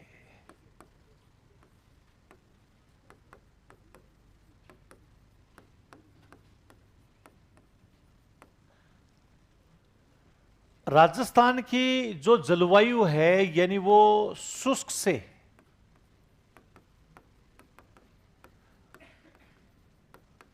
उपाद्र मानसूनी प्रकार की जलवायु है। किस प्रकार की है? शुष्क से उपाद्री मानसूनी। शब्द मानसूनी जुड़ेगा ही जुड़ेगा, क्योंकि पूरे देश की जलवायु किस प्रकार की है? मानसूनी है। तो ये शुष्क से किस प्रकार की है? उपाद्र मानसूनी प्रकार की जलवायु। अब जैसे पश्चिमी राजस्थान है, ये पश्चिमी राजस्थान और पूर्वी राजस्थान दोनों की जलवायु समान है या असमान? पश्चिमी राजस्थान में वर्ष भर उच्च ताप, यही उच्च ताप और उच्च ही तापांतर दोनों स्थिति अपन देखें, ये ऐसे भी अपन लिख सकते हैं, दैनिक और वार्षिक तापांतर क्या पाया जाता है? अधिक पाया जाता है। उच्च ही यहां पर क्या होता है? तापमान होता है। दूसरा, धूल यानी जो उच्च ताप और वार्षिक और दैनिक तापमान, जैसे अपने दिन बहुत अधिक गर्म होते हैं, रातें कैसी होती है? ठंडी। दिन रात के तापमान में 20 से 25 डिग्री सेंटीग्रेड तापमान का क्या पाया जाता है? अंतर। हाँ, तो ये जैसे उच्च ताप, उच्च ही दैनिक वार्षिक तापांतर, इसके साथ में बरसात बताइए किस प्रकार की होगी? न्यून वर्षा, या आप ये कह सकते हैं किस प्रकार की वर्षा है? अल्प वर्षा। एवं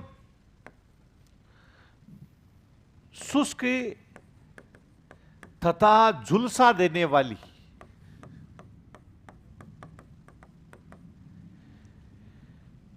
पवने तथा धूल भरी क्या चलती है? आंधियां। धूल भरी अपन कह सकते हैं क्या है? धूल भरी आंधियों से युक्त शुष्क जलवायु पाई जाती है।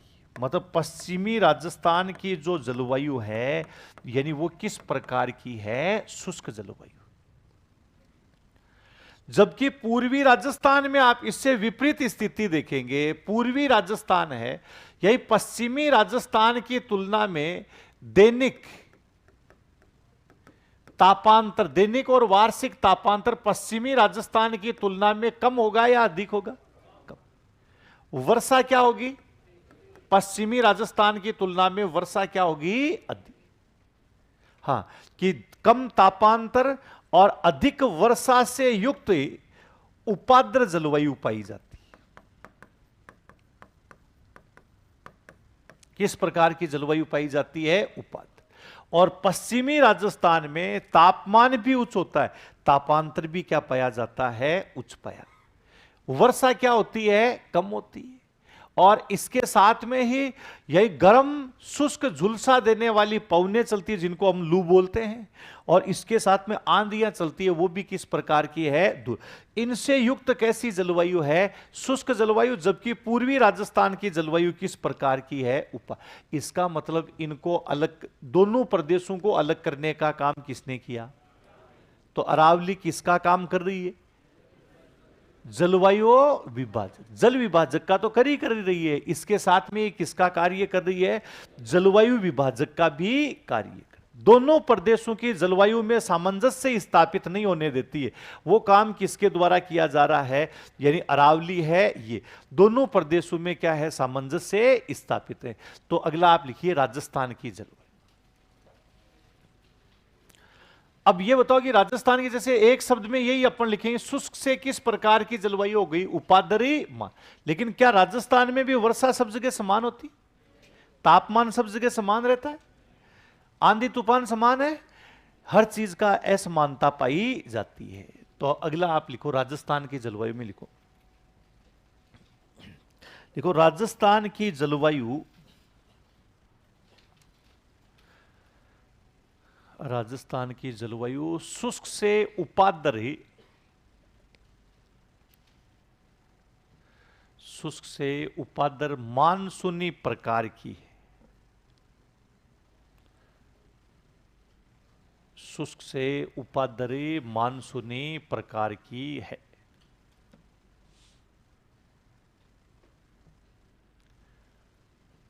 पश्चिमी राजस्थान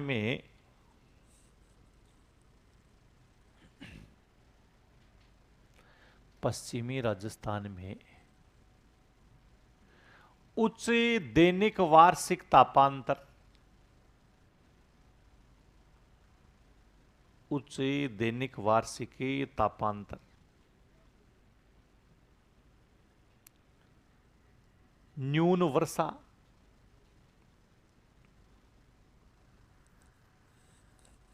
न्यून वर्षा, गर्म एवं झुलसा देने वाली,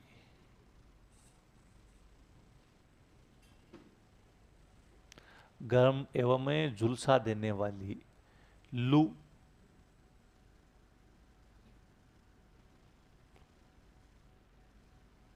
एवं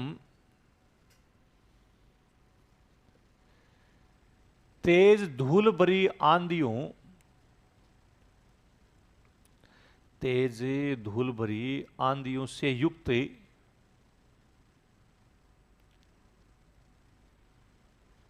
शुष्क जलवायु पाई जाती।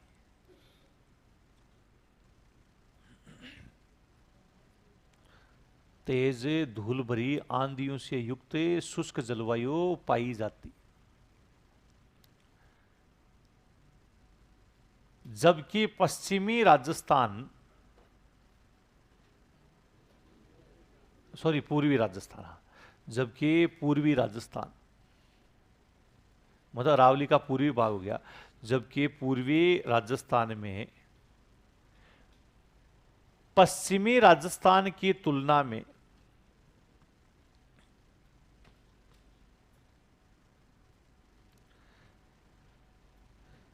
पश्चिमी राजस्थान की तुलना में कम तापमान,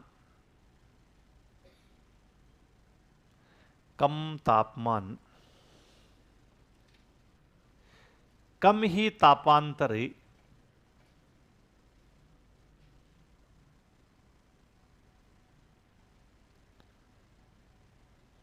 तथा वर्षा की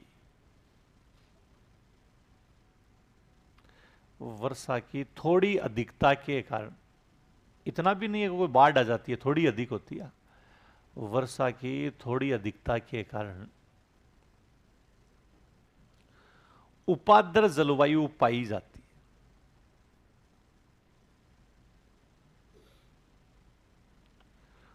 उपाद्रे जलवायु पाई जाती है।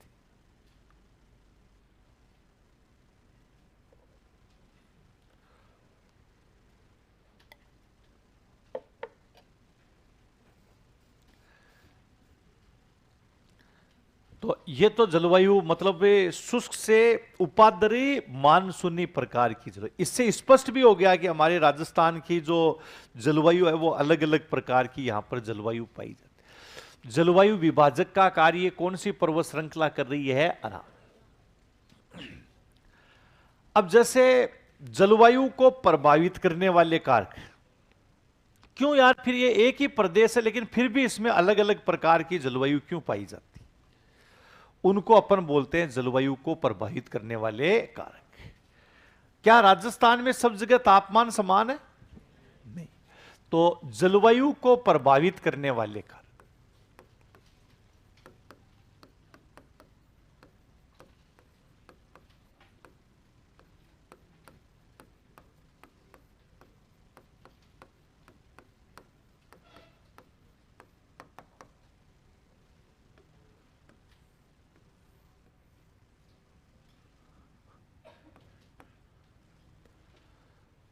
तो जलवायु को प्रभावित करने वाले जो कारक हैं, यानी उनमें नंबर 1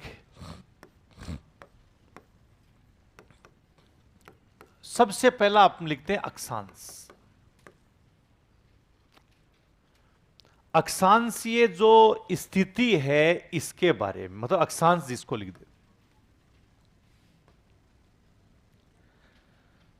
जैसे राजस्थान है यानी इसका जो दक्षिणी भाग है,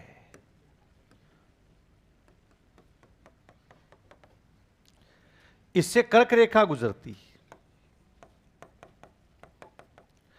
यह हमने लिखा 23 डिग्री 3 मिनट उत्तरी अक्षांश से 30 डिग्री 12 मिनट उत्तरी अक्षांश। बताओ राजस्थान कितने कटिबंधु में आता है? अधिकांश राजस्थान कौन से कटिबंध में? इस अक्षांशीय स्थिति के कारण अधिकांश राजस्थान कौन से में हो गया? शीतोष्ण। और दक्षिणी राजस्थान आता है, बताओ वो कौन से कटिबंध में है? उष्ण कटिबंध। मतलब ये दक्षिणी भारत का हिस्सा है, ये कौन से भारत का है? उत्तरी भारत। अब यहीं से आपको देखना है ये अक्षांश कैसे प्रभावित करेगा। देखो उत्तरी भारत होता है ना, इसमें आप ये देखें कि जो उत्तरी भाग आता है, जो शीतोष्ण कटिबंध होता है, यहां वर्ष में उच्च ताप, वर्ष में भी तापमान क्या होता है? अधिक। और यहां न्यून ताप भी पाया जाता है। वर्ष में अधिकतम तापमान भी आपको देखने को मिल जाएगा 50 डिग्री से ज्यादा। और यहां माइनस में तापमान भी देखने को मिल जाएगा। आप माउंट आबू में बर्फ जम गई, कभी फतेहपुर में यानी जो बर्फ जमी है, कभी आप जोबनेर के बारे में देखते हो शीतकाल में क्या होती है? बर्फ जम जाती। इसका मतलब वर्ष में अधिकतम तापमान भी इधर होता है, न्यूनतम तापमान। अधिकतम तापमान जैसे अपन ने लिख दिया जी 49 डिग्री से, और न्यूनतम हमने लिख दिया -3 डिग्री। अभी जो दक्षिणी भारत का क्षेत्र आता है, मतलब जो उष्ण कटिबंध होता है, यानी यहां पर वर्ष भर कैसा तापमान रहेगा? उच्च ताप।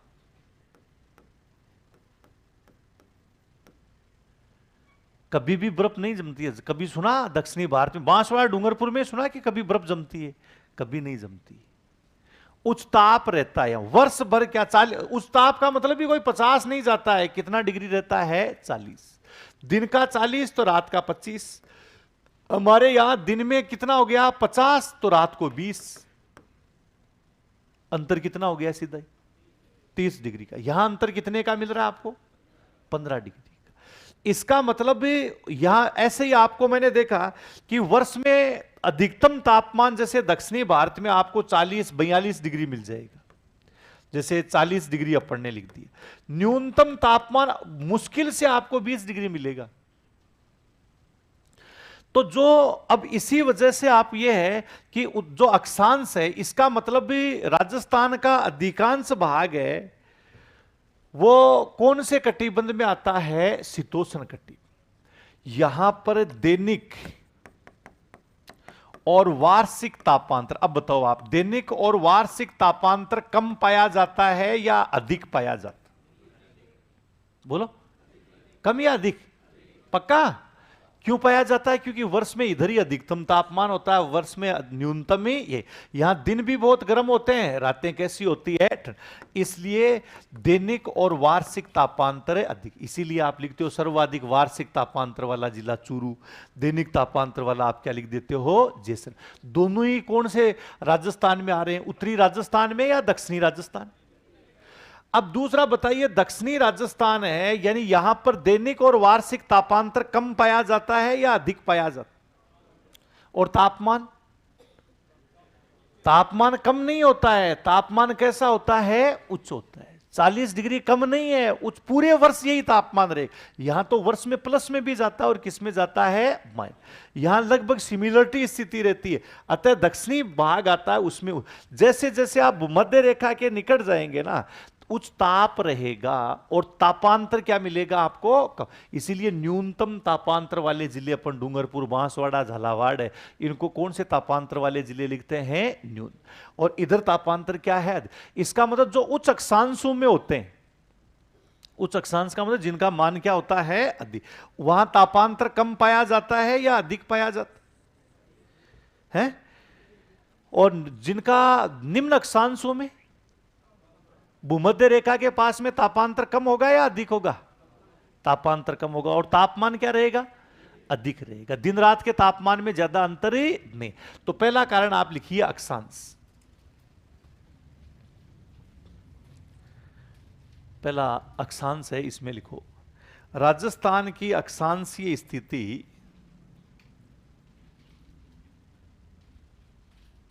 राजस्थान की अक्षांशीय स्थिति।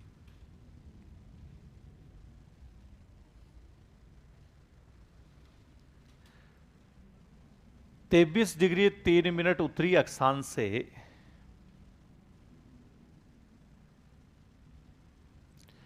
23 डिग्री 3 मिनट उत्तरी अक्षांश से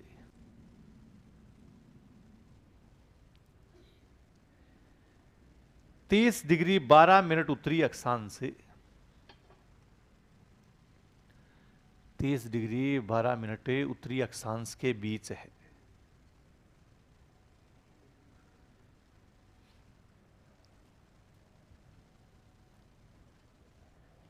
राज्य का अधिकांश भाग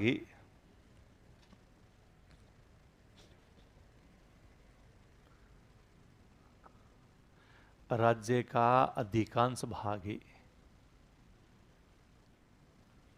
शीतोष्ण कटिबंध में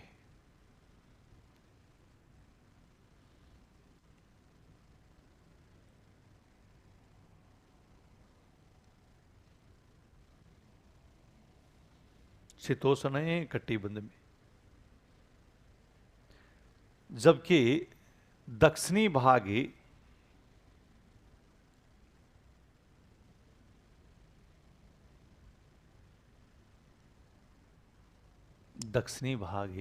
उष्ण कटिबंध में आता है।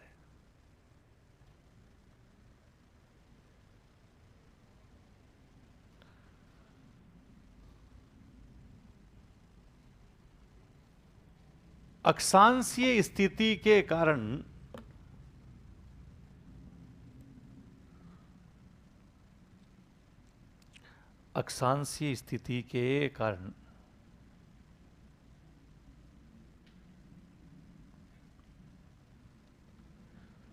उत्तरी राजस्थान में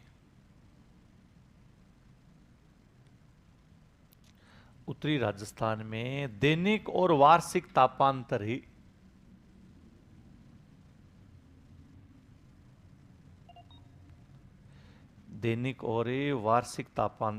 अधिक पाया जाता है।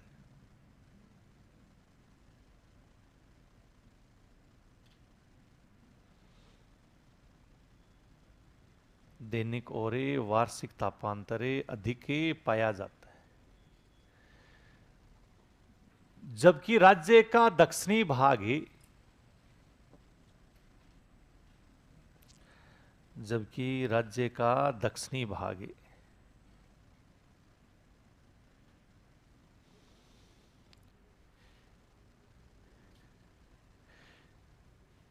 निम्न अक्षांशों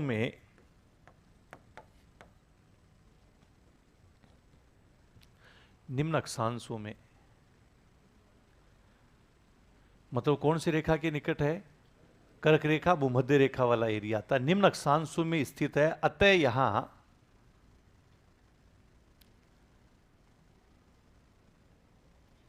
यहां वर्ष भर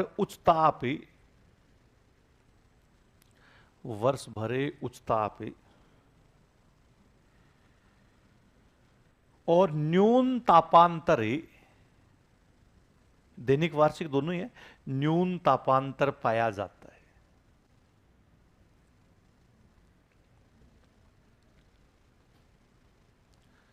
तापांतर क्या पाया जाता है? कम पाया जाता। तापमान उच्च और तापांतर क्या होता है? तापांतर का मतलब तो समझते हो ना, तापमान का अंतर। ठीक है, बाकी अपन बाद में